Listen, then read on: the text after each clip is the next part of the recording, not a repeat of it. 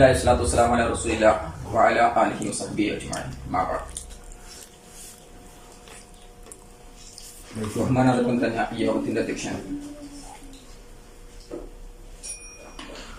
ഷിഹാബുദ്ദീൻ ഫൈസി, സ്വാഗതം ആശംസിച്ച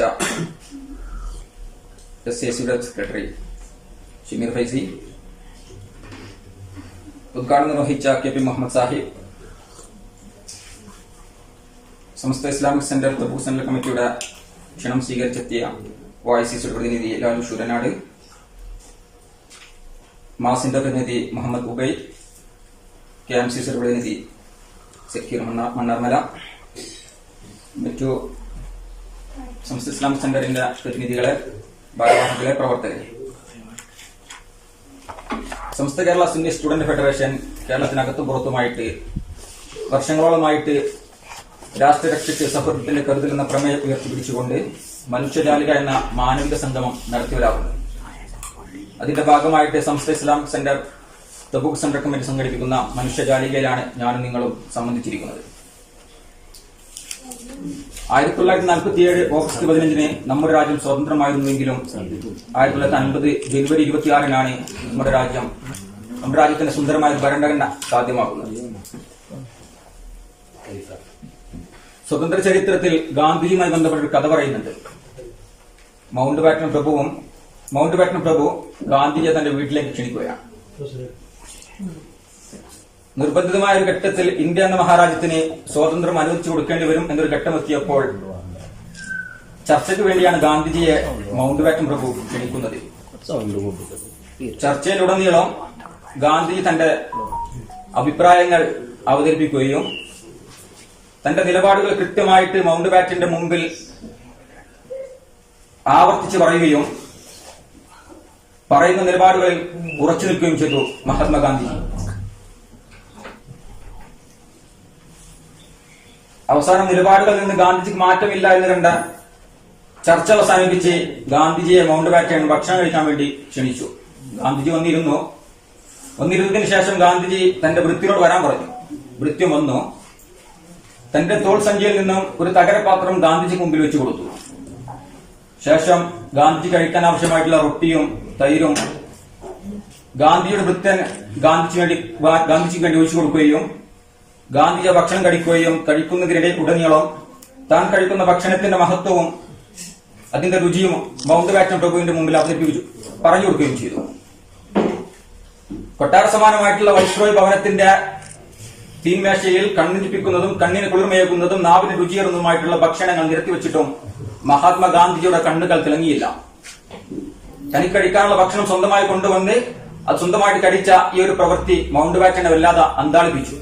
ഞാൻ ഈ ചരിത്രം പറയാൻ കാരണം വർത്തമാനകാല ഇന്ത്യയിൽ ഈ ചരിത്രത്തിന്റെ ഒരു പുനരാവർത്തനം നമ്മൾ നേരിട്ടേണ്ടതാണ്. കർഷക സമര സമിതി നേതാക്കന്മാരുമായിട്ടുള്ള ചർച്ചയിൽ കേന്ദ്ര സർക്കാർ മുന്നോട്ട് വെച്ച ഭക്ഷണം ഞങ്ങൾക്ക് വേണ്ട, ഞങ്ങൾ കഴിക്കാനുള്ള ഭക്ഷണം ഞങ്ങൾ കൊണ്ടുവന്നിട്ടുണ്ടെന്ന് കർഷകർ പറയുമ്പോൾ ഗാന്ധിജിയുടെ ചരിത്രത്തിന്റെ ആ പുനരാവർത്തനം നമ്മളെല്ലാവരും കേട്ടറിഞ്ഞതും കണ്ടറിഞ്ഞതുമാണ്. വർത്തമാനകാല ഇന്ത്യയിൽ അടിസ്ഥാന വർഗത്തിന്റെ അവകാശങ്ങൾക്ക് വേണ്ടി കർഷകർ സമര പോരാട്ട ഭൂമിയിലാണ്. കേന്ദ്ര സർക്കാർ കഴിഞ്ഞ സെപ്റ്റംബറിൽ കൊണ്ടുവന്ന 3 കാർഷിക കരിനിയമങ്ങൾ പിൻവലിക്കുക, ഞങ്ങളുടെ വിളകൾക്ക് ആവശ്യമുള്ള കർഷകരുടെ വിളകൾക്ക് ആവശ്യമായിട്ടുള്ള കൃത്യമായ രീതിയിലുള്ള താങ്ങുവിലകൾ നിയമപരമായിട്ടുള്ള സംരക്ഷണത്തിലൂടെ ഞങ്ങൾക്ക് ലഭ്യമാക്കുക എന്ന കൃത്യമായ അജണ്ട മുൻപോട്ട് വെച്ചുകൊണ്ട് ഈ രാജ്യത്തിന്റെ തിരുവോരങ്ങളിൽ, ഈ രാജ്യത്തിന്റെ ക്യാപിറ്റൽ സിറ്റിയിൽ ഡൽഹിയിൽ ഇന്ത്യയുടെ ആത്മാവ് ഉറങ്ങിക്കിടക്കുന്നത് അത് ഗ്രാമങ്ങളിലാണെന്ന് പറഞ്ഞ മഹാത്മാഗാന്ധിജിയുടെ ആ വാക്കുകൾ അന്വർത്ഥമാക്കുന്ന ഗ്രാമങ്ങളിൽ പണിയെടുക്കുന്ന, പാടത്തും പറമ്പത്തും പാടുപെട്ട് പണിയെടുക്കുന്ന പട്ടിണിപ്പാവങ്ങളായ കർഷകർ അവർ ഡൽഹിയുടെ തിരുവോരങ്ങളിൽ സമരക്കാഹളം മുഴക്കിക്കൊണ്ടിരിക്കുകയാണ്. നമ്മളെല്ലാം കണ്ടതാണ്. കഴിഞ്ഞ 26-ാം തീയതി റിപ്പബ്ലിക് ദിനത്തിൽ ഇന്ത്യ മഹാരാജ്യത്തേക്ക് ലോകരാജ്യങ്ങൾ ഉറ്റുനോക്കുന്ന സമയത്ത് ട്രാക്ടർ സമരവുമായിട്ട് കർഷകർ മുന്നിൽ നിന്ന് ചെങ്കോട്ടയിൽ ഇന്ത്യൻ പതാകയ്ക്ക് പകരം മറ്റൊരു പതാക ഉയരേണ്ടി വന്ന ദൗർഭാഗ്യകരമായ സംഭവത്തിന് പോലും ഇന്ത്യ എന്ന മഹാരാജ്യം 72ാമത് റിപ്പബ്ലിക് ദിനത്തിൽ സാക്ഷ്യം വഹിച്ചു. മണ്ണിൽ പണിയെടുക്കുന്ന പാവപ്പെട്ട കർഷകനെ സംരക്ഷിക്കുന്നതിന് പകരം അന്തപുരത്തിൽ അന്തിയുറങ്ങുന്ന അദാനിമാർക്കും അംബാനിമാർക്കും വേണ്ടി ഈ രാജ്യത്തിന്റെ ഭരണഘടനയും നിയമ സംവിധാനങ്ങളെയും തകർത്തെറിയുന്ന രീതിയിലേക്ക് ഈ രാജ്യത്തിന്റെ ഭരണാധികാരികൾ മാറുമ്പോൾ ആ ഭരണാധികാരിയുടെ പ്രവർത്തനങ്ങൾക്കെതിരെ മുദ്രാവാക്യം മുഴക്കേണ്ടതും പ്രവർത്തന ഗോതയിൽ സമരസജ്ജമായി ഇറങ്ങേണ്ടതും ഓരോ പൗരന്റെയും ബാധ്യതയാണ്. ഈ കർഷക സമരത്തെയും അടിച്ചൊതുക്കാനാണ് കേന്ദ്ര സർക്കാർ ശ്രമിച്ചുകൊണ്ടിരിക്കുന്നത്. ഇതിന്റെ പല ഉദാഹരണങ്ങൾ നമ്മൾ കണ്ടു. 60 ദിവസത്തിലധികമായിട്ട് കർഷക സമരം പിന്നിട്ടുകൊണ്ടിരിക്കുകയാണ്. ഇതിനോടൊപ്പം തന്നെ 11 ചർച്ചകൾ കഴിഞ്ഞു. പക്ഷെ ചർച്ചകളെല്ലാം പൂർണ്ണമായ പരാജയത്തിലായിരുന്നു. ഈ സമരത്തെ, കർഷക സമരത്തെ നിയമപരമായി എങ്ങനെ നേരിടാം, അതിനെങ്ങനെ ഇല്ലാതാക്കാം, എങ്ങനെ ഉന്മൂലനം ചെയ്യാമെന്ന കൂലങ്കഷമായ ചർച്ചയിൽ 40-ലധികം വരുന്ന സമരസമിതി നേതാക്കന്മാർക്കെതിരെ NIA നോട്ടീസ് വന്നിട്ടുണ്ട്. അതിൽ കർഷക സമരസമിതി അധ്യക്ഷൻ ബൽദേവ് സിംഗ് സിർസ അടക്കമുള്ള അധ്യക്ഷന്മാർക്കെതിരെയാണ് കേസുകൾ എടുത്തിട്ടുള്ളത്. അതില്ലെങ്കിലും ഏതൊരു സമരത്തെയും, ഏതൊരു പ്രതിഷേധ സ്വരത്തെയും, ഏതൊരു പ്രതിപക്ഷ ശബ്ദത്തെയും എങ്ങനെയൊക്കെ നിരാകരിക്കാം, എങ്ങനെയൊക്കെ തളർത്താം എന്നുള്ള ചിന്തയിലാണ് ഇന്ത്യ രാജ്യത്തിന്റെ സർക്കാർ ഉള്ളത്. സിഖ് ഫോർ ജസ്റ്റിസ് എന്ന് പറയുന്ന നിരോധിത സംഘടനയ്ക്ക് വേണ്ടി പ്രവർത്തിച്ചു എന്നതിന്റെ പേരിലാണ് ഈ കർഷകർക്ക് മുഴുവൻ കേസെടുത്തിട്ടുള്ളത്. ഇതൊരു പുതിയ സംഭവമൊന്നുമല്ല. പ്രതിഷേധിക്കുന്നവൻ മുസ്ലിമാണോ, അവൻ പാകിസ്ഥാൻവാദി എന്ന് മുദ്രകുത്തും, അതിന് ജിഹാദിയാകാം, തീവ്രവാദി എന്ന് വിളിക്കപ്പെടാം. സിഖുകാരനാണ് പ്രതികരിക്കുന്നതെങ്കിൽ അവൻ ഖാലിസ്ഥാൻവാദിയായി മാറാം. പുരോഗമന പ്രസ്ഥാനത്തിന്റെ ഭാരവാഹികൾ ആരെങ്കിലും വിരലുയർത്തിയാൽ അവൻ അർബൻ നക്സലേറ്റ് എന്ന് മുദ്രകുത്താം, തുക്കട ഗ്യാങ്ങുകൾ എന്ന് കളിയാക്കും. NIA വരും, CBI വരും, എൻഫോഴ്സ്മെന്റ് ഡയറക്ടറേറ്റിന് മുമ്പിൽ നമ്മൾ നമ്മുടെ സാമ്പത്തിക സ്രോതസ് കാണിച്ചു കൊടുക്കേണ്ടി വരും. ഈ രാജ്യത്തിന്റെ സുന്ദരമായിട്ടുള്ള നിയമ സംവിധാനങ്ങളെ, അന്വേഷണ ഏജൻസികളെ, സ്വതന്ത്രമായ അന്വേഷണ ഏജൻസികളെ മുഴുവൻ ഉപയോഗിച്ചുകൊണ്ട് ഏതെല്ലാം രീതിയിൽ ഈ രാജ്യത്തെ പ്രതിപക്ഷ സ്വരങ്ങളെ അടിച്ചമർത്താം എന്ന് അന്വേഷിച്ചുകൊണ്ടിരിക്കുകയാണ് നമ്മുടെ രാജ്യത്തിന്റെ സർക്കാർ. വർത്തമാനകാല ഇന്ത്യയിൽ കർഷകർ അവരുടെ അടിസ്ഥാന അവകാശങ്ങൾക്ക് വേണ്ടി സമരം ചെയ്യുകയാണെങ്കിൽ കഴിഞ്ഞ ഒരു വർഷകാലഘട്ടത്തിൽ നമ്മൾ കണ്ടത് NRC CAA സമരമായിരുന്നു.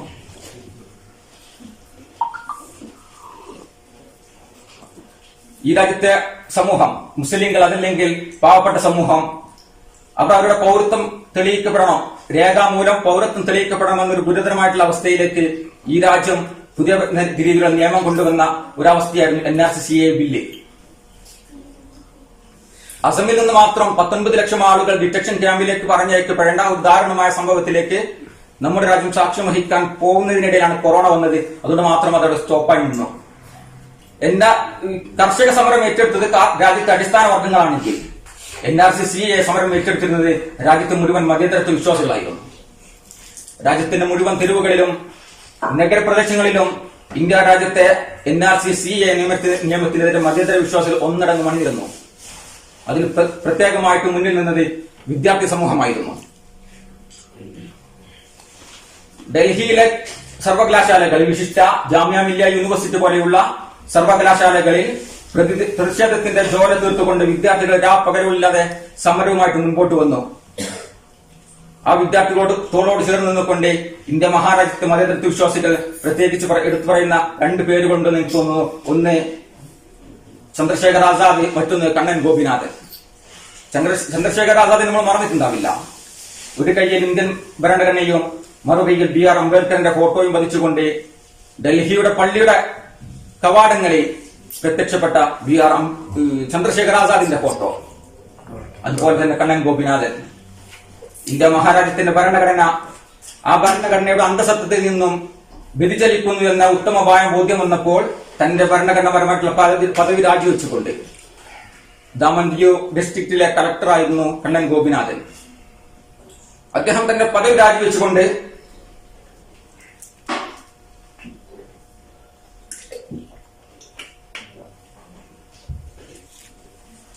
കണ്ണൻ ഗോപിനാഥൻ തന്റെ പദവി രാജിവെച്ചുകൊണ്ട് കേന്ദ്ര സർക്കാർ നൽകിയ സകല സാനുകൂല്യങ്ങളും, കലക്ടർക്ക് ബംഗ്ലാവ് ഉണ്ടാകും, വാഹനം ഉണ്ടാകും, കലക്ടറുടെ ശമ്പളം, മുഴുവൻ സംവിധാനങ്ങളെയും എനിക്ക് വേണ്ട എന്ന് പറഞ്ഞുകൊണ്ട് തിരിച്ചു നൽകി ഈ രാജ്യത്തെ മതേതരത്വ വിശ്വാസികളെ കൂടെ നിന്നുകൊണ്ട് ഈ രാജ്യത്തിന്റെ ഭരണഘടന സംരക്ഷിക്കാൻ വേണ്ടി മുന്നിൽ നിൽക്കേണ്ടതുണ്ട്, ശബ്ദിക്കേണ്ടതുണ്ട് എന്ന് ഉറക്കെ പറഞ്ഞുകൊണ്ട് ഈ രാജ്യത്തെ മതേതരത്വ വിശ്വാസികളുടെ കൂടെ നിൽക്കാൻ കണ്ണൻ ഗോപിനാഥനെ പോലെയുള്ള ആളുകൾ രംഗത്തേക്ക് വന്നു.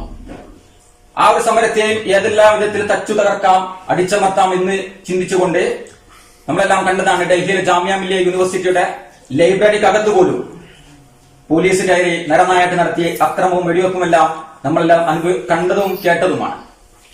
സഫൂറ സർക്കാർ എന്ന് പറയുന്ന ഒരു പാവപ്പെട്ട പെൺകുട്ടിയെ ഡൽഹിയിലെ ജാമ്യ മില്ലിയ യൂണിവേഴ്സിറ്റിയിലെ മീഡിയ കോർഡിനേറ്റർ ആയിരുന്നു സഫൂറ സർക്കാർ. ആ സഫൂറ സർക്കാരിനെ പോലും അറസ്റ്റ് ചെയ്ത സംഭവം നമ്മളെല്ലാവരും അറിഞ്ഞിട്ടുണ്ടാകാം. അറസ്റ്റ് ചെയ്ത് ജയിലിലടക്കപ്പെടുന്ന സമയത്ത് ആ പെൺകുട്ടി ഗർഭാവസ്ഥയിലായിരുന്നു. ലോകോത്തര മീഡിയകളായ അൽ ജസീറ പോലെയുള്ള മീഡിയകൾ ആ സംഭവത്തെ വളരെ പ്രാധാന്യത്തോടു കൂടി വാർത്തയാക്കുകയും ഇന്ത്യയിലെ നിയമ സംവിധാനം എത്രത്തോളം പരിതാപകരമായ രീതിയിലേക്കാണ് പോയിക്കൊണ്ടിരിക്കുന്നതിന്റെ ഉത്തമമായ ഉദാഹരണമായിരുന്നു NRC-CA സമരത്തിൽ സഫൂറ സർക്കാരിനെ അറസ്റ്റ് ചെയ്തപ്പോൾ നമ്മളെല്ലാവരും കണ്ടത്.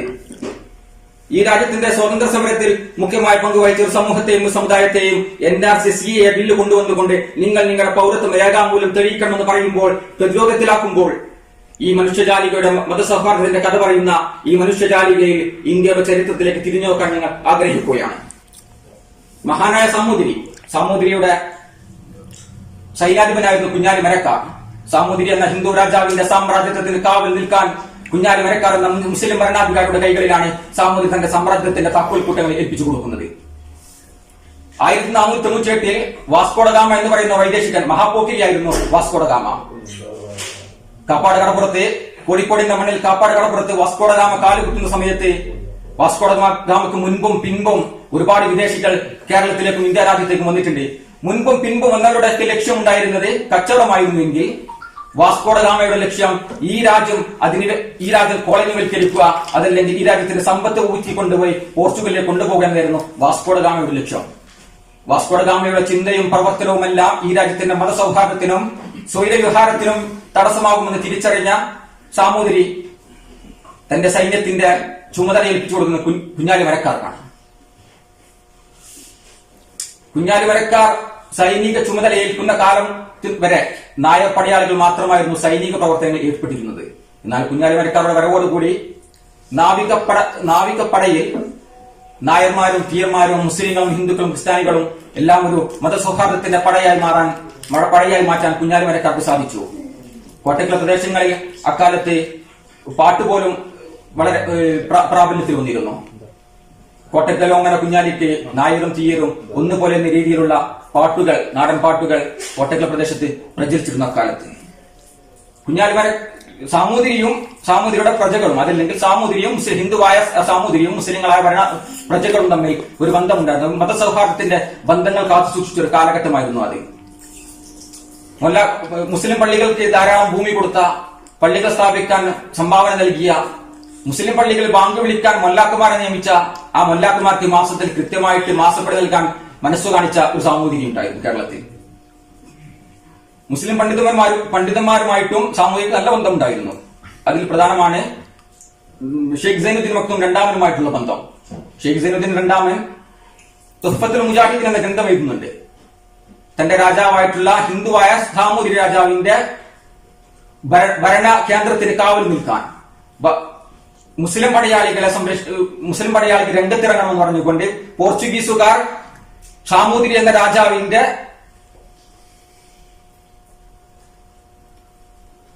വിദേശികളായ പോർച്ചുഗീസുകാർ സാമൂതിരി എന്ന രാജാവിന്റെ സാമ്രാജ്യത്തിന് കോട്ടം വരുത്തുന്ന രീതിയിലേക്ക് പ്രവർത്തനങ്ങളുമായി മുമ്പോട്ട് പോകുമെന്ന് കണ്ടപ്പോൾ ഇവിടുത്തെ മുസ്ലിം മതവിശ്വാസികളെ ഊർജ്ജസ്വലരായിക്കൊണ്ട് രംഗത്തേക്ക് ഇറങ്ങണമെന്ന് പറയാനാണ് തുഹ്ഫത്തുൽ മുജാഹിദീൻ എന്ന ഗ്രന്ഥം മഹാനായ ഷെയ്ഖ് സൈനുദ്ദീൻ മഖ്ദൂം രണ്ടാമൻ രചിക്കപ്പെട്ടിട്ടുണ്ടായത്. ഷെയ്ഖ് സൈനുദ്ദീൻ മഖ്ദൂമിനെ കുറിച്ച് MGS നാരായൺ പറയുന്നുണ്ട്, 4 നൂറ്റാണ്ടുകൾക്ക് മുമ്പ് ഇവിടെ ഒരു ദാർശനികൻ ജീവിച്ചിരുന്നു. ആ ദാർശനികൻ അദ്ദേഹം സാമൂതിരിയുടെ ഉപദേശക സമിതിയിൽ അംഗം കൂടിയായിരുന്നു. അദ്ദേഹത്തിന്റെ നേതൃത്വത്തിൽ കേരളത്തിൽ മതസൗഹാർദ്ദത്തിന്റെ പുതിയ ഭാഷയിൽ നാം പറഞ്ഞാൽ സെക്കുലറിസത്തിന്റെ മാതൃക തീർക്കാൻ ഷെയ്ഖ് സൈനുദ്ദീൻ മഖ്ദൂമിന് കഴിഞ്ഞുവെന്ന് ഇന്ന് ജീവിച്ചിരിക്കുന്നവരിൽ മുൻപിൽ നിൽക്കുന്ന അതല്ലെങ്കിൽ അറിയപ്പെടുന്ന ചരിത്രകാരനായ MGS നാരായണൻ ഷെയ്ഖ് സൈനുദ്ദീൻ മഖ്ദൂമിനെ കുറിച്ച് പറയുന്നുണ്ട്. അറബികളുമായിട്ടും തുർക്കികളുമായിട്ടും ഒക്കെ നല്ല ബന്ധം സാമൂതിരിക്ക് അക്കാലത്ത് ഉണ്ടാക്കാൻ കാരണമായിട്ടുള്ളത് ആ മുസ്ലിം പണ്ഡിതന്മാരുമായിട്ടുള്ള സാമൂതിരിയുടെ ബന്ധമായിരുന്നു. പോർച്ചുഗീസുകാരുടെ ആക്രമണം ഇന്ത്യ രാജ്യത്തെ വളരെ അധികം വ്യാപകമായ സാഹചര്യത്തിൽ ഒട്ടോമൻ സാമ്രാജ്യത്തിന് തുർക്കികളുടെ സഹായം അഭ്യർത്ഥിക്കാൻ വേണ്ടി സാമൂതിരിക്ക് സഹായമായത് അന്നത്തെ ഷെയ്ഖ് സൈനുദ്ദീൻ മഖ്ദൂമിന്റെ ഇടപെടലുകളൊക്കെ ആയിരുന്നു. ഒരു നൂറ്റാണ്ട് കാലം സാമൂതിരിയും കുഞ്ഞാലിമരക്കാർ തമ്മിലുള്ള ബന്ധം നിലനിൽക്കുന്നുണ്ട്. 14 സാമൂതിരിമാർ കോഴിക്കോട്ടെ രാജ്യം ഭരിച്ചപ്പോൾ 4 കുഞ്ഞാലിമരക്കാർ സാമൂതിരിക്ക് കാവൽ നിന്ന ചരിത്രം നമുക്ക് ചരിത്രത്തിന്റെ താളുകളിൽ കാണാൻ കഴിയും. 1572 കുഞ്ഞാലിമരക്കാർ രണ്ടാമൻ കോട്ടക്കൽ ചാലിയൻ കോട്ടയിൽ രോഗബാധിതനായി വിശ്രമത്തിലിരിക്കുന്ന സമയത്ത് സാമൂതിരി അദ്ദേഹത്തെ കാണാൻ വരുന്നുണ്ട്. സാമൂതിരി അദ്ദേഹത്തെ സന്ദർശിച്ച സമയത്ത് കുഞ്ഞാലിമരക്കാർ മൂന്നാമൻ സാമൂതിരിയോട് പറയുന്നുണ്ട്, നമ്മുടെ വിജയത്തിന്റെ രഹസ്യം എന്ന് പറയുന്നത് യുദ്ധോപകരണങ്ങളോ പടത്തോപ്പുകളോ ഒന്നുമല്ല, നമ്മൾ തമ്മിലുള്ള ഐക്യമാണ്. നമ്മുടെ മതം ശത്രുവിനെ നേരിടുന്നതിൽ നമ്മുടെ മതം ഒരു തടസ്സമായിട്ട് നമുക്ക് മുമ്പിൽ നിന്നിട്ടേയില്ല. ഈ ഒരു ബന്ധം വളരാൻ അള്ളാഹു സഹായിക്കട്ടെ എന്ന് സാമൂതിരിയോട് തന്റെ സൈന്യാധിപനായ കുഞ്ഞാലിമരക്കാർ പറയുന്നുണ്ട്.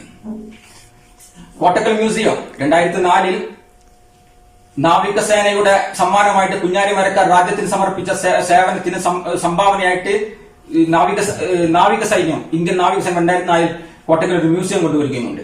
ഇതെല്ലാം ചരിത്രത്തിന്റെ വർത്തമാന കഥകളാണ്. ഇതെല്ലാം വർത്തമാനകാല ഇന്ത്യയിൽ മതസൗഹാർദ്ദത്തിന് തല്ലിത്തകർക്കുന്ന ഭരണകൂടത്തിന്റെ പ്രവർത്തനങ്ങളെയും അനുഭവങ്ങളുടെ നടുവിൽ നിന്നുകൊണ്ട് മറ്റൊരു കഥ കൂടി പറയാൻ ആഗ്രഹിക്കുകയാണ്. സൂര്യനസ്തമിക്കാത്ത ബ്രിട്ടീഷ് സാമ്രാജ്യത്തിന്റെ കുതിരക്കുളമ്പടിയുടെ കാലച്ചുകൾ കേട്ട ഇന്ത്യ എന്ന മഹാരാജ്യത്തെ അധിനിവേശ ശക്തികൾക്കെതിരെ പോരാടാൻ ആരുണ്ട് എന്ന ചോദ്യത്തിന് തന്റെ വാളുകൊണ്ട് മറുപടി പറഞ്ഞ മഹാനായ ടിപ്പു സുൽത്താന്റെയും അദ്ദേഹത്തിന്റെ പ്രധാനമന്ത്രി പൂർണ്ണയ്യയോടും കഥ പറയാൻ കൂടി ആഗ്രഹിക്കുകയാണ്. മഹാനായ ടിപ്പു സുൽത്താൻ മൈസൂരിന്റെ രാജാവായിരുന്നു ടിപ്പു. ഇന്ന് ചരിത്ര പുസ്തകങ്ങളിൽ ടിപ്പു ഒരു പക്ഷേ വർഗീയവാദിയുടെ രൂപമായിരിക്കാം പുസ്തകത്താളുകൾ നമുക്ക് കാണാൻ കഴിയുക. എന്നാൽ യഥാർത്ഥങ്ങളിൽ ടിപ്പു അദ്ദേഹം ഒരു മതസൗഹാർദ്ദത്തിന്റെ ബ്രാൻഡ് അംബാസിഡർ ആയിരുന്നുവെന്ന് നമുക്ക് ചരിത്രങ്ങൾ മനസ്സിലാക്കാൻ കഴിയും. കുഞ്ഞാലിമരക്കാർ പോർച്ചുഗീസുകാർക്കെതിരെയായിരുന്നു പട നയിക്കുന്നുവെങ്കിൽ ടിപ്പു സുൽത്താൻ പട നയിക്കുന്നത് ബ്രിട്ടീഷുകാർക്കെതിരെയായിരുന്നു. ടിപ്പുവിന്റെ പ്രധാനമന്ത്രി പൂർണ്ണയ്യ എന്ന് പറയുന്നത് ബ്രാഹ്മണനായിരുന്നു. ടിപ്പു എന്നാണോ അധികാരത്തിലേറിയത് അന്ന് മുതൽ ടിപ്പുവിന്റെ മരണം വരെ ടിപ്പുവിന്റെ പ്രധാനമന്ത്രിയായിരുന്നത് പൂർണ്ണയ്യ എന്ന ബ്രാഹ്മണനായിരുന്നു. ടിപ്പു ഒരു മതഭ്രാന്തനായിരുന്നുവെങ്കിൽ എങ്ങനെ ഒരു ബ്രാഹ്മണനായിട്ടുള്ള ഹിന്ദുവായിട്ടുള്ള പൂർണ്ണയ്യ അദ്ദേഹത്തിന്റെ പ്രധാനമന്ത്രിയാകുമെന്നത് ഉത്തരം കൂടാത്ത ചോദ്യമാണ്. അതല്ലെങ്കിൽ വിമർശകരുടെ മുമ്പിൽ നമ്മൾ ഉന്നയിക്കുന്ന വലിയൊരു ചോദ്യമാണ്. വേറെയും ഉണ്ടായിരുന്നു ടിപ്പു സുൽത്താന്റെ മന്ത്രിസഭയിൽ ഹിന്ദുവായിട്ടുള്ള മന്ത്രിമാർ. അപ്പറാവുവിനെ പോലെയുള്ള കൃഷ്ണറാവുവിനെ പോലെയുള്ള മന്ത്രിമാർ വേറെയും ഉണ്ടായിരുന്നു, പ്രഗത്ഭരായിട്ടുള്ള മന്ത്രിമാർ. ഒരിക്കൽ മലബാറിന്റെ മേഖല സന്ദർശിക്കുന്ന സമയത്ത് ടിപ്പു സുൽത്താൻ ഇവിടുത്തെ താഴ്ന്ന ജാതിയിൽപ്പെട്ട സ്ത്രീകൾ മാറുമറക്കാതെ ശ്രദ്ധയിൽപ്പെട്ട ഒരു സമയം. ആ സമയത്ത് ഇവിടുത്തെ ഭരണാധികാരികളോട് ടിപ്പു ചോദിക്കുന്നുണ്ട്, എന്തുകൊണ്ടാണ് മലബാറിലെ താഴ്ന്ന വിഭാഗത്തിൽപ്പെട്ട സ്ത്രീകൾ മാറുമറക്കാത്ത രീതിയിൽ കാണപ്പെട്ടത്? സാമ്പത്തിക പരാധീനതയാണോ മലബാറിലെ പെണ്ണുങ്ങൾ മാറുമറക്കാത്തതിന്റെ കാരണമെങ്കിൽ ആ സാമ്പത്തിക പരാധീനതയുടെ ഉത്തരവാദിത്വം വഹിക്കാൻ ഞാൻ തയ്യാറാണ്, അവർക്ക് സമ്പത്ത് എത്തിച്ചു കൊടുക്കാൻ ഞാൻ തയ്യാറാണെന്ന് ടിപ്പു പറയുകയും അതല്ല, മതപരമായിട്ടുള്ള കീഴ്വഴക്കമാണോ ഈ മാറുമറക്കാത്തതിന്റെ കാരണമെങ്കിൽ ഇവിടുത്തെ മേലധികാരികളെ വിളിച്ചുകൊണ്ട് അവരുടെ മതകീയ ആചാരങ്ങൾക്ക് യാതൊരു വിധത്തിലുള്ള കോട്ടവും തട്ടാത്ത രീതിയിൽ അവരെ ഉത്ബോധിപ്പിക്കണമെന്നും അതുമൂലം അവർക്ക് മാറുമറക്കാനുള്ള അവകാശങ്ങൾ നേടിക്കൊടുക്കണമെന്നും ടിപ്പു കൃത്യമായ രീതിയിൽ ഇവിടെ പറഞ്ഞു വെച്ചിട്ടുണ്ടായിരുന്നു. പഴശ്ശിരാജയും ടിപ്പുവും എന്നും ശത്രുപക്ഷത്തായിരുന്നു ഉണ്ടായിരുന്നത്. പഴശ്ശിരാജയെ ആക്രമിക്കാൻ വേണ്ടി ബ്രിട്ടീഷ് സൈന്യം പദ്ധതിയിട്ട സമയത്ത് തന്റെ ശത്രുവായിട്ടുള്ള പഴശ്ശിരാജയെ രക്ഷിക്കുന്നതിന് വേണ്ടി സൈനിക നീക്കവും സാമ്പത്തിക സഹായം നൽകുന്നതിൽ ടിപ്പു സുൽത്താൻ അവസരം നൽകുക. ടിപ്പു സുൽത്താൻ ചരിത്രത്തിൽ കാണാൻ കഴിയും. ടിപ്പു സുൽത്താൻ തന്റെ ശത്രുവായിട്ടുള്ള പഴശ്ശിരാജയ്ക്ക് ബ്രിട്ടീഷുകാർക്കെതിരെ പോരാടുന്നതിന് വേണ്ടി സൈനിക സഹായവും സാമ്പത്തിക സഹായവും നൽകിയതായിട്ട്. നമ്മുടെ പൊതുശത്രു അത് വൈദേശികനാണ്. രാജാക്കന്മാർ തമ്മിൽ ഒരുപക്ഷെ അതിർത്തി പ്രശ്നങ്ങളോ മറ്റു പ്രശ്നങ്ങളൊക്കെ ഉണ്ടാകും. പക്ഷേ നമ്മുടെ പൊതുശത്രു, മുഖ്യമായ ശത്രു ബ്രിട്ടീഷുകാരനാണ്, അത് വൈദേശികനാണ് എന്ന് കൃത്യമായി ടിപ്പു സുൽത്താൻ ഓർമ്മിപ്പിക്കുന്നുണ്ട്. ശൃംഗേരി മഠാധികാരികൾ ടിപ്പു സുൽത്താനും ഹൈദരാലിക്കും തമ്മിൽ ശൃംഗേരി മഠാധികാരികൾക്കിടയിൽ നല്ല ബന്ധമുണ്ടായിരുന്നു. 1791 മറാത്ത സൈന്യം ശൃംഗേരി മഠം ആക്രമിക്കാൻ വരുന്നുണ്ട്. ആക്രമിക്കുകയും ശൃംഗേരി മഠം കൊള്ളയടിക്കുകയും അവിടുത്തെ പാവപ്പെട്ട ബ്രാഹ്മണരെ ആക്രമിക്കുകയും കൊലപ്പെടുത്തുകയും സമ്പത്ത് കൊള്ളയടിച്ച് ക്ഷേത്രത്തിന് കേടുപാട് വരുത്തിയ സംഭവത്തിൽ ശൃംഗേരി മഠാധികാരികൾ ടിപ്പുവിനോടാണ് സഹായം ചോദിക്കുന്നത്. ടിപ്പു സുൽത്താൻ ശൃംഗേരി മഠത്തെ സഹായിക്കാൻ വേണ്ടി സൈന്യത്തെയും സാമ്പത്തിക സഹായം നൽകുകയുണ്ടായി. ശേഷം ടിപ്പുയുടെ വലിയ പ്രഖ്യാപനം നടത്തി. ആരാണോ ഇത്തരം മതകീയ സ്ഥാപനങ്ങൾക്ക് നേരെ, മതമൂല്യങ്ങൾക്ക് നേരെ ആരാണോ ആക്രമണം അയച്ചുവിടുന്നത് അവർ അതിന്റെ ശിക്ഷ സ്വീകരിക്കാൻ ഈ കലിയുഗത്തിൽ തന്നെ തയ്യാറാവേണ്ടി വരുമെന്ന് ടിപ്പു പ്രഖ്യാപിക്കുകയുണ്ടായി. ടിപ്പുവിന്റെ ഈ സഹായത്തിന് പകരമായിട്ട് സിംഗൈൽ മഠാധികാരികൾ പ്രത്യേകം അമ്പലത്തിൽ പൂജിച്ച പ്രസാദവും ഷാളും ടിപ്പുവിന് കൈമാറുന്നുണ്ട്. ടിപ്പുവും ക്ഷേത്രാധികാരികളും തമ്മിൽ നല്ല ബന്ധമുണ്ടായിരുന്ന മറ്റു ഉദാഹരണങ്ങൾ നമ്മൾ കാണാൻ കഴിയും. ഗുരുവായൂർ ക്ഷേത്രത്തിന് ഏക്കർ കണക്കിന് ഭൂമി സമ്മാനിച്ച മഹാമനുഷ്യനായിരുന്നു ടിപ്പു സുൽത്താൻ. താനൂരിലെ കേരളാധീശ്വരപുരം എന്ന ക്ഷേത്രത്തിന് 1000 ഏക്കറിലധികം ഭൂമി സമ്മാനിച്ചിരുന്ന ടിപ്പു 1782 1790 കാലഘട്ടത്തിനിടയിൽ മാത്രം 34ഓളം ക്ഷേത്രങ്ങൾക്ക് ഭൂമി കൊടുത്തതിന്റെ ആധാരം കണ്ടെത്തിയിട്ടുണ്ടെന്ന് ചരിത്രരേഖകൾ കാണാൻ കഴിയുന്നുണ്ട്. നമുക്ക് മൈസൂരിൽ മാത്രം 150-ലേറെ വരുന്ന ക്ഷേത്രങ്ങൾക്ക് ടിപ്പു ഗ്രാന്റ് കൊടുത്തിട്ടുണ്ട്. ഇത്രയേറെ സേവനം ചെയ്ത ഒരു സുൽത്താൻ, ഇത്രയേറെ സംഭാവന ചെയ്ത ഒരു മനുഷ്യൻ എങ്ങനെയാണ് വർത്തമാനകാല ഇന്ത്യയുടെ ചരിത്ര പുസ്തകങ്ങളിൽ ഒരു തീവ്രവാദിയും മതവാദിയുമായി മാറിയിട്ടുണ്ട് എന്ന് ശത്രുക്കൾ പോലും പറയുന്നതെന്ന് വളരെ നമുക്ക് പോലും വളരെ ആശങ്ക തോന്നുന്ന ഒരു വസ്തുതയാണ്. മതസൗഹാർദ്ദത്തിന്റെ മഹിതമായ മാതൃക തീർത്ത പണ്ഡിത ശ്രേഷ്ഠാക്കളും നമ്മുടെ കേരളത്തിൽ ജീവിച്ചിരുന്നു. അതിന് വലിയൊരു ഉദാഹരണമായിരുന്നു മഹാനായ മമ്പുറം തങ്ങൾ. മഹാനായ മമ്പുറം തങ്ങളും അദ്ദേഹത്തിന്റെ കാര്യസ്ഥൻ പോന്തുനാരും തമ്മിലുള്ള ബന്ധം കേരളത്തിൽ പരക്കെ പ്രസിദ്ധമാണ്. മമ്പുറം തങ്ങളുടെ വീട്ടുജോലിക്കാരനായിരുന്നു കോമക്കുറുപ്പ്. മമ്പുറം തങ്ങളും അധസ്ഥിത വർഗവും പാവപ്പെട്ട മാപ്പിളമാരും തമ്മിൽ വലിയ രീതിയിലുള്ള ബന്ധമുണ്ടായിരുന്നു.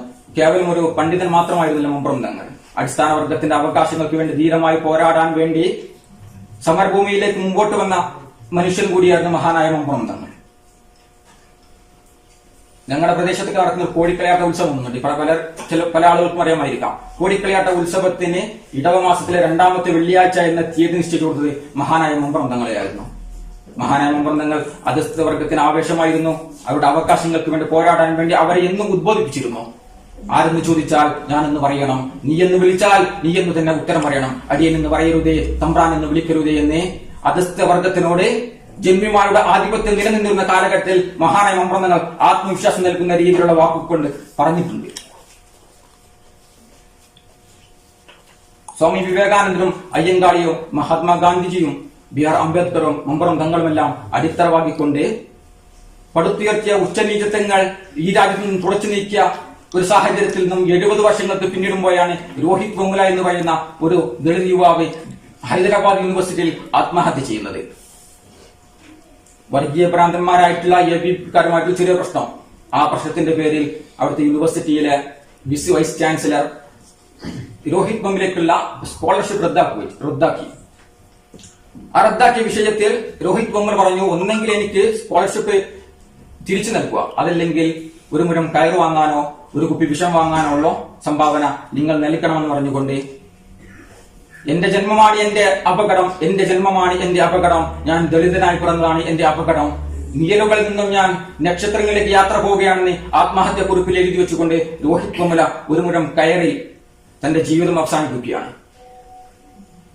ഇതെല്ലാം നടക്കുന്നത് നമ്മൾ സുന്ദരമായിട്ട് ഭരണഘടന എഴുതി വെച്ച രാജ്യത്താണെന്ന് നമ്മൾ ചിന്തിക്കേണ്ടതുള്ളത്. ഇന്ത്യ എന്നത് യൂണിറ്റി ഇൻ ഡൈവേഴ്സിറ്റിയുടെ മണ്ണാണ്.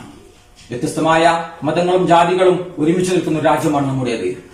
നാനാത്വത്തിൽ ഏകത്വം എന്ന് പറയുന്ന ഗാന്ധിജിയും നെഹ്റുവുമെല്ലാം സ്വപ്നം കണ്ട വ്യത്യസ്തമായ പൂക്കൾ പുഞ്ചിരിച്ചു നിൽക്കുന്ന ഒരു പൂങ്കാവനമായ ഇന്ത്യ.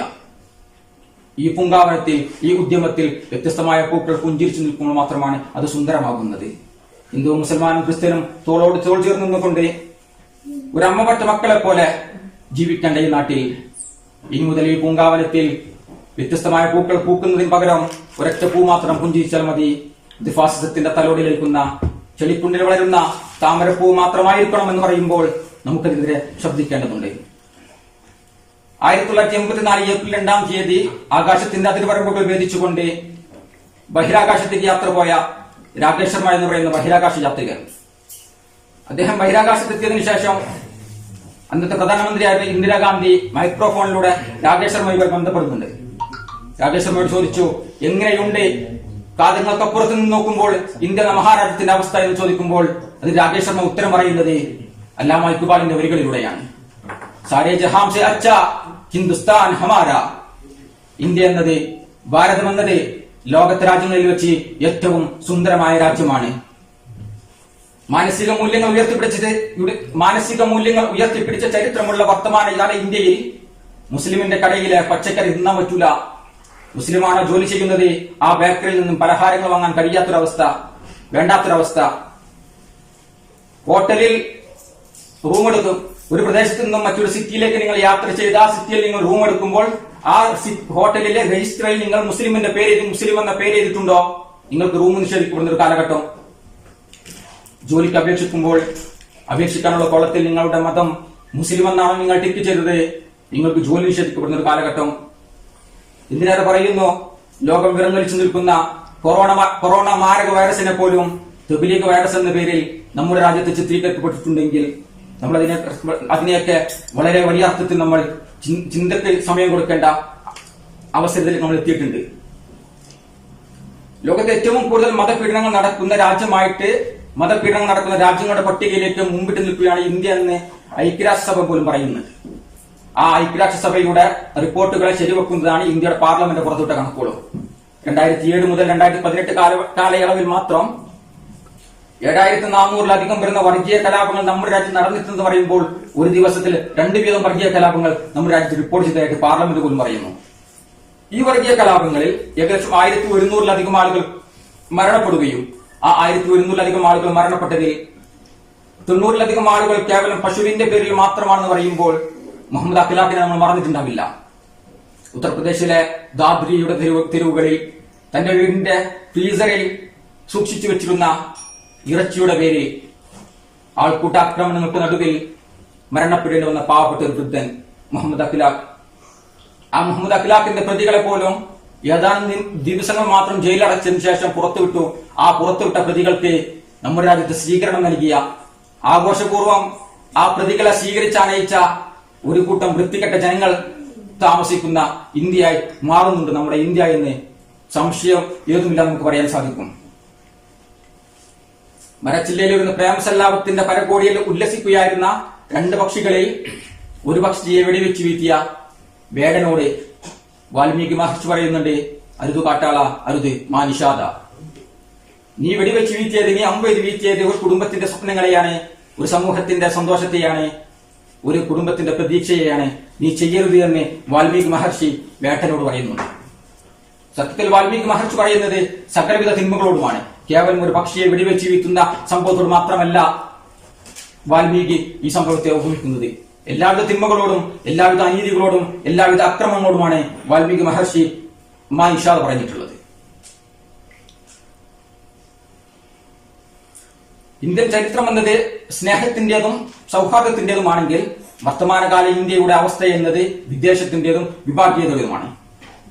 മനുഷ്യർക്കിടയിൽ അപകടകരമായ രീതിയിൽ വിദ്വേഷവും വിഭാഗീയതയും വളർത്തിക്കൊണ്ട് രാഷ്ട്രീയ ലാഭം കൊയ്യുന്നതിന് വേണ്ടി നമ്മുടെ രാജ്യത്തെ രാഷ്ട്രീയത്തെ ഉപയോഗിക്കുന്ന ഒരു ആൾക്കൂട്ടമായി BJP ഭാരതീയ ജനതാ പാർട്ടി മാറിയിട്ടുണ്ട്. ഈ BJPയുടെ വഴിയെ മറ്റു രാഷ്ട്രീയ പാർട്ടികളും സഞ്ചരിക്കുമോ എന്നൊരു പേടിയും നമ്മൾ ഈ സാഹചര്യത്തിൽ ആശങ്കപ്പെടേണ്ടതുണ്ട്. ജനാധിപത്യം അട്ടിമറിക്കപ്പെടുന്ന ഒരു ദുരവസ്ഥയിലേക്കും നമ്മുടെ രാജ്യം പോവുകയാണ്. ജയിച്ചു വന്ന ജനപ്രതിനിധികളെ ജനാധിപത്യത്തിൽ പണാധിപത്യം കൊണ്ട് നേരിടുന്ന ഒരു സാഹചര്യം, രാജ്യത്തെ ഭരണഘടനാപരമായ സ്ഥാപനങ്ങൾ, ജനാധിപത്യത്തെ സംരക്ഷിക്കേണ്ട ഭരണഘടനാപരമായ സ്ഥാപനങ്ങൾ വോട്ടിംഗ് മെഷീനുകളിൽ പോലും കൃത്രിമം നടത്തിക്കൊണ്ട് ഈ രാജ്യത്തെ വർഗീയവാദികളെ സഹായിക്കുന്നതിന് വേണ്ടി അവർക്ക് വെള്ളവും വളവും നൽകുമ്പോൾ ജുഡീഷ്യറികൾ സമ്മർദ്ദങ്ങൾക്ക് വിധേയമായിക്കൊണ്ട് നീതി നടപ്പിലാക്കാൻ വേണ്ടി വിധിക്കപ്പെടുമ്പോൾ ബാബരിയുടെ വിധി പോലും നമ്മൾ മറന്നിട്ടില്ല. ബാബരി മസ്ജിദിന്റെ വിധി, പള്ളി തകർക്കപ്പെട്ടത് ആർക്കാണോ പള്ളി നഷ്ടപ്പെട്ടത്, ആരാണോ പള്ളി തകർത്തത് അവർക്ക് പള്ളി അനുകൂലമായിട്ട് വിധിക്കുകയും പള്ളി തകർക്കപ്പെട്ടവർക്ക് മറ്റൊരു ഭൂമി നൽകുകയും ചെയ്ത ഇന്ത്യയുടെ മതസൗഹാർദ്ദത്തിനും മതേതരത്തിനും കളങ്കമായി നമ്മൾ എന്നും ഉദാഹരണമായി ചൂണ്ടിക്കാണിക്കുന്ന ബാബരി മസ്ജിദ്, ആ ബാബരി മസ്ജിദിയുടെ വിധി ന്യായം പോലും നമുക്കറിയാൻ കഴിയും. ജുഡീഷ്യറി സമ്മർദ്ദങ്ങൾക്ക് വിധേയമായിക്കൊണ്ടാണ് ഈ രാജ്യത്ത് നീതി നിർവഹിക്കുന്നത് എന്ന ഒരു സത്യം. സാമ്പത്തിക രംഗം മുഴുവൻ തകർന്ന് തരിപ്പണമായി അദാനിമാർക്കും അംബാനിമാർക്കും സമ്പന്നരായിട്ടുള്ള ആളുകൾക്കും മാത്രം നൽകുന്ന രീതിയിലേക്ക് സമ്പന്നൻ അതിസമ്പന്നനാവുകയും പാവപ്പെട്ടവൻ അതിദരിദ്രനുമായി മാറുന്ന ഒരു കാലഘട്ടത്തിലൂടെയാണ് നമ്മൾ പോയിക്കൊണ്ടിരിക്കുന്നത്. നോട്ട് നിരോധനം യാതൊരുവിധ മുൻധാരണയുമില്ലാതെ നോട്ട് നിരോധിച്ച് ഈ രാജ്യത്തിന്റെ സാമ്പത്തിക സ്ഥിതിയും അത് സാമ്പത്തിക അവസ്ഥയുടെ നട്ടെല്ല് തന്നെ തകർത്ത ഒരവസ്ഥ നമ്മൾ കാണുകയുണ്ടായി. ക്രമസമാധാനം നിയന്ത്രിക്കുന്നതിൽ പോലീസ് അമ്പെ പരാജയപ്പെടുന്നു. പാവപ്പെട്ട പെൺകുട്ടികൾക്ക്, പാവപ്പെട്ട സ്ത്രീകൾക്ക് റോഡിലൂടെ ഇറങ്ങി പരസ്യമായി നടക്കാൻ പറ്റാത്തൊരവസ്ഥ. ഉത്തർപ്രദേശ് ആക്രമണങ്ങളുടെ തലസ്ഥാനമായി പോലും അറിയപ്പെടുന്ന രീതിയിലേക്ക് ഒട്ടനവധി സ്ത്രീകളുടെ പീഡന കഥകൾ നമ്മൾ ദൈനംദിനം പത്രമാധ്യമങ്ങളുടെ അറിഞ്ഞുകൊണ്ടിരിക്കുകയാണ്. പ്രതിഷേധ സ്വരം ഉയർത്തുമ്പോൾ അതിർത്തിയിലേക്ക് നോക്കൂ, അതിർത്തിയിലെ പട്ടാളക്കാരെ ശ്രദ്ധിക്കൂ എന്ന് പറയുന്ന ഒരു പ്രധാനമന്ത്രി ആരെങ്കിലും പ്രതിഷേധത്തിന്റെ സ്വരം ഉയർത്താൻ ശ്രമിക്കുമ്പോൾ പോലും, വാൽമീകിയുടെ സന്ദേശങ്ങൾ വർത്തമാനകാല ഇന്ത്യയിൽ ഉയർത്താൻ ശ്രമിക്കുമ്പോൾ പോലും ആരാണോ അത്തരം ശബ്ദങ്ങൾ ഉയർത്തുന്നത് അവരെ പോലും വെടിവെച്ച് വീഴ്ത്തുന്ന ഒരു സാഹചര്യത്തിലേക്ക് നമ്മുടെ രാജ്യം പോകുന്നു. നരേന്ദ്ര ദാബോൽക്കറിനെ പോലെയുള്ള, ഗൗരി ലങ്കേഷിനെ പോലെയുള്ള, ഗോവിന്ദ് പൻസാരിയെ പോലെയുള്ള, കൽബുർഗിയെ പോലെയുള്ള ഒട്ടനവധി ആളുകൾ നമ്മുടെ രാജ്യത്ത് മരണപ്പെടുകയാണ്. അനീതിക്കെതിരെ ശബ്ദിച്ചതിന്റെ പേരിലാണ് ഇവരെല്ലാം മരണപ്പെട്ടത് എന്ന് ഓർക്കുമ്പോൾ നമ്മുടെ രാജ്യം എങ്ങോട്ടേക്കാണ് പോകുന്നതെന്ന് നമ്മൾ ചിന്തിക്കേണ്ടതുണ്ട്. താരാട്ടുപാട്ടിന്റെ ഈണം കെട്ടുറങ്ങുമ്പോൾ കൈവെള്ളയിലേക്ക് വെച്ച് നീട്ടിയപ്പോൾ നമ്മൾ സ്വീകരിച്ചതല്ല ഈ രാജ്യത്തിന്റെ സ്വാതന്ത്ര്യം. നമ്മുടെ പൂർവ്വപിതാക്കൾ മുഷ്ടി ചുരുട്ടിക്കൊണ്ട് അധിനിവേശ പോരാട്ട ഭൂമികയിൽ ജീവനും രക്തവും നൽകിക്കൊണ്ട് നേടിയെടുത്തതാണ് നമ്മുടെ രാജ്യത്തിന്റെ സ്വാതന്ത്ര്യം. അതൊരു ഫാസിസ്റ്റ് ശക്തികളുടെ മുമ്പിൽ നമ്മൾ അടിയറവ് പറയാൻ പാടില്ല. അടിസ്ഥാന വർഗത്തിന്റെ അവകാശങ്ങളും ആവശ്യങ്ങളും ആഗ്രഹങ്ങളും അറിഞ്ഞുകൊണ്ട് ഈ രാജ്യത്തിന്റെ ഹൃദയമിടിപ്പ് രേഖപ്പെടുത്തിക്കൊണ്ട് നമ്മുടെ പൂർവ്വപിതാക്കൾ ഹൃദയം കൊണ്ട് എഴുതി വെച്ചതാണ് നമ്മുടെ രാജ്യത്തിന്റെ ഭരണഘടന. അത് ഹിന്ദു രാഷ്ട്രമാക്കാൻ മാറ്റുന്നവർക്ക് മുമ്പിൽ ഭേദഗതി വരുത്താൻ നമ്മൾ അനുവദിച്ചു കൊടുക്കും. ഭേദഗതി വരുത്താൻ അവർ ശ്രമിക്കുമ്പോൾ കയ്യും കെട്ടി നോക്കി നിൽക്കാനും പാടില്ല. അടിസ്ഥാന വർഗത്തിന്റെ അവകാശങ്ങൾ സംരക്ഷിച്ചു നിർത്താൻ നമ്മൾ നമ്മുടെ ഭരണഘടന ഇരുകൈയും നീട്ടി സ്വീകരിച്ചുകൊണ്ട് മുദ്രാവാക്യം വിളിക്കേണ്ടടുത്ത മുദ്രാവാക്യം ഉയർത്തുകയും പ്രതിഷേധത്തിന്റെ സ്വരം ഉയർത്തേണ്ടടുത്ത് പ്രതിഷേധത്തിന്റെ സ്വരം ഉയർത്തുകയും ചെയ്യേണ്ട വർത്തമാനകാല ഇന്ത്യയുടെ അതിപ്രസക്തമായിട്ടുള്ള അവസ്ഥയിൽ നമ്മൾ മുഷ്ടി ചുരുട്ടിക്കൊണ്ട് നമ്മൾ മുന്നിൽ നിൽക്കേണ്ടതുണ്ട്. നമ്മുടെ രാജ്യത്തിന്റെ സുന്ദരമായിട്ടുള്ള മതസൗഹാർദ്ദം തകർക്കാൻ വരുന്നവർക്ക് മുമ്പിൽ ഈ രാജ്യത്തിന്റെ പൂർവ്വചരിത്രമായ ടിപ്പുവിന്റെയും പൂർണ്ണയെയും ഇടയിലുണ്ടായിരുന്ന ഒരു ചരിത്രത്തെ, സാമൂതിരിയുടെയും കുഞ്ഞാലിമരക്കാരുടെയും ഇടയിലുണ്ടായിരുന്ന ചരിത്രത്തെ നമ്മൾ വർത്തമാനകാല ഇന്ത്യയിൽ ഉണർത്തുപാട്ടായി പാടേണ്ടതുണ്ട്. അനീതിയുടെ അതിർവരമ്പുകൾ ലംഘിച്ചുകൊണ്ട് നീതി നിഷേധിക്കപ്പെടുമ്പോൾ വാൽമീകിയുടെ ശബ്ദം ഉയരേണ്ടതുണ്ട്. നഷ്ടപ്പെട്ടുകൊണ്ടിരിക്കുന്ന മാനവിക മൂല്യങ്ങളും മതസൗഹാർദ്ദങ്ങളും വീണ്ടെടുക്കാൻ മനുഷ്യജാലിയെ പോലെയുള്ള ഇത്തരം മതസൗഹാർദ്ദ വേദികളെ കൊണ്ട് സാധിക്കട്ടെ എന്ന് നമുക്ക് പ്രാർത്ഥിക്കാം. രാജ്യത്തിന്റെ 72ാമത് റിപ്പബ്ലിക് ദിനത്തിൽ അടിസ്ഥാന അവകാശങ്ങൾക്ക് വേണ്ടി പോരാടുന്ന പാവപ്പെട്ട കർഷകർക്ക് ഐക്യദാർഢ്യം പ്രഖ്യാപിച്ചുകൊണ്ട് ഞാൻ നിർത്തുന്നു. നിങ്ങൾക്ക് നന്ദി. അസ്സലാമു അലൈക്കും വറഹ്മത്തുള്ളാഹി തആല വബറകാതുഹു.